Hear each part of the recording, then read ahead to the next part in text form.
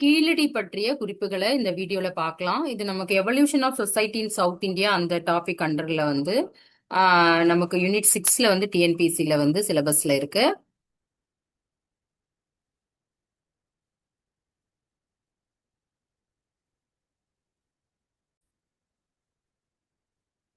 வைகை நதிக்கரையில் சங்ககால நகர நாகரிகம், அதுதான் வந்து கீழடி.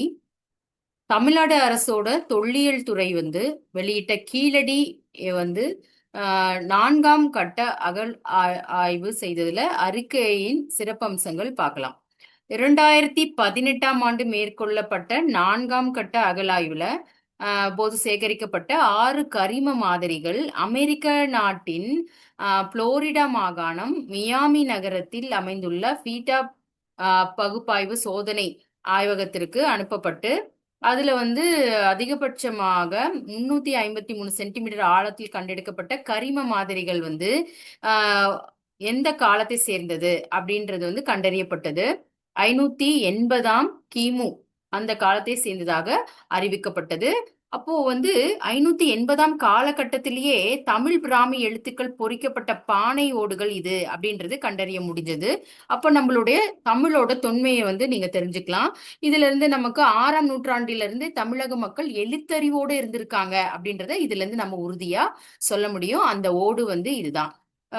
அதே போல வேளாண் சமூகம் மற்றும் கால்நடை வளர்ப்பு அதுலயும் வந்து ஈடுபட்டிருக்காங்க அப்படின்றதுக்கான ஆதாரமும் நமக்கு கிடைச்சிருக்கு. அது எப்படின்னா, கீழடி அகழாய்வுல இருந்து வெளிக்கொணரப்பட்ட விலங்குகளின் 70 எலும்பு துண்டுகள் மாதிரிகள் வந்து புனேவின் தக்கான கல்லூரி முதுநிலை மற்றும் ஆராய்ச்சி நிறுவன பகுப்பாய்வுல சமர்ப்பிச்சிருக்காங்க.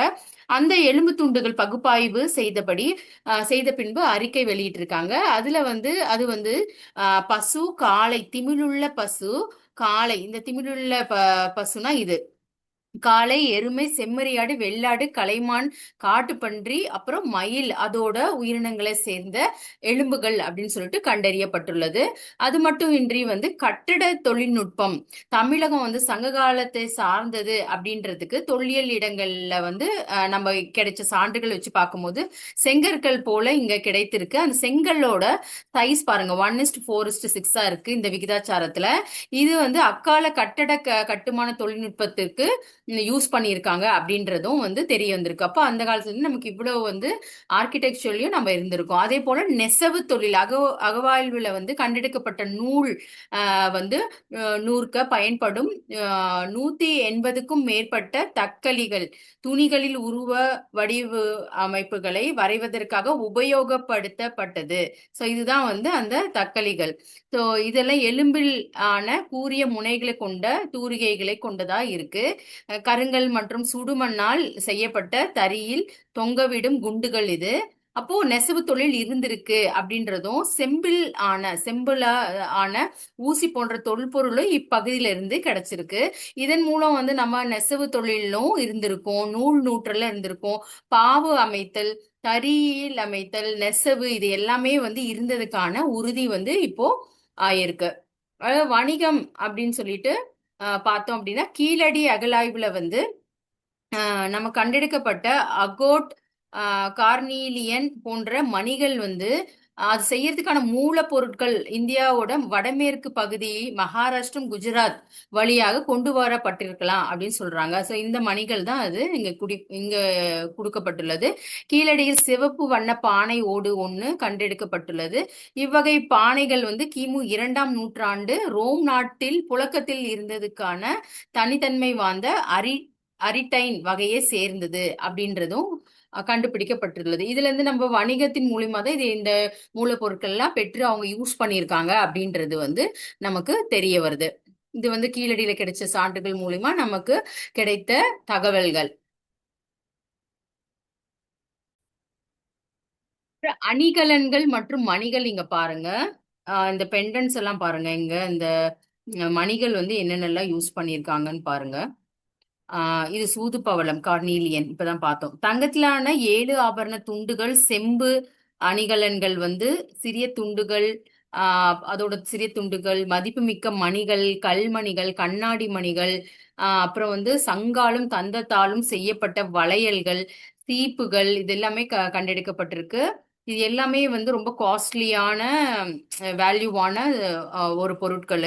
சங்ககால சமூகம் வந்து வளமையா இருந்தது, இதுக்கு ஒரு சான்று. அதே போல கண்ணாடி படிகம், குவாட்ஸ், வண்ணம் தீட்டப்பட்ட மண்ணாலான மணிகள், அதாவது டெரகோட்டான்னு சொல்றோம் அது, அகோட், கார்னீலியம், சுடுமண் ஆகியவற்றில் செய்யப்பட்ட 4000க்கும் மேற்பட்ட மணிகள் வந்து சேகரிக்கப்பட்டிருக்கிறது. இரும்பு பொருட்கள் அப்படின்னு பார்த்தா இரும்பு அகழாய்வுல வந்து இரும்பு ஆணிகள் மற்றும் கத்திகள் பாகங்கள் வந்து குறிப்பிடத்தக்க அளவுல கண்டெடுக்கப்பட்டிருக்குது. அப்ப இரும்பும் யூஸ் பண்ணியிருக்காங்க. சுடுமண் உருவகங்கள், 13 மனித உருவங்கள், 3 விலங்கு உருவங்கள் கொண்ட சுடுமண்ணாலான உருவங்கள் கிடைச்சிருக்கு. 600க்கும் மேற்பட்ட விளையாட்டு பொருட்கள், 28 காதணிகள் கிடைத்திருக்கு. இந்த விளையாட்டு மற்றும் பொழுதுபோக்குன்னு பார்த்தா அவங்க வந்து நம்ம இந்த செஸ்ல போர்டுல வைக்கிற இந்த காயின்ஸ் மாதிரி இருக்கு பாருங்க, அதே போல இந்த வட்ட சில்லுக்கள், இது எல்லாமே வந்து நமக்கு தமிழ்நாட்டு அகழாய்வுல இருந்து கிடைக்கப்பட்டதுதான். பகடக்காய், வட்ட சில்லுக்கள், அப்புறம் ஆட்டக்காய்கள். அன்றைய சமூகத்துல வந்து இது வந்து ஒரு பொழுதுபோக்கு அம்சங்களும் இருந்திருக்கு அப்படின்றத வந்து நம்ம இதுல இருந்து புரிஞ்சுக்க முடியுது.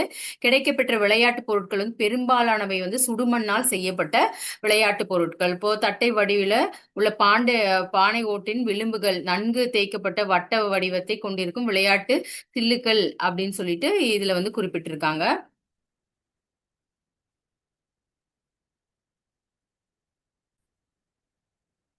கீழடி மற்றும் சிந்து வெளி குறியீடுகள் இடையேயான ஒற்றுமை. இப்ப நமக்கு கிடைச்ச கீழடி குறியீடுகள் இது எல்லாமே.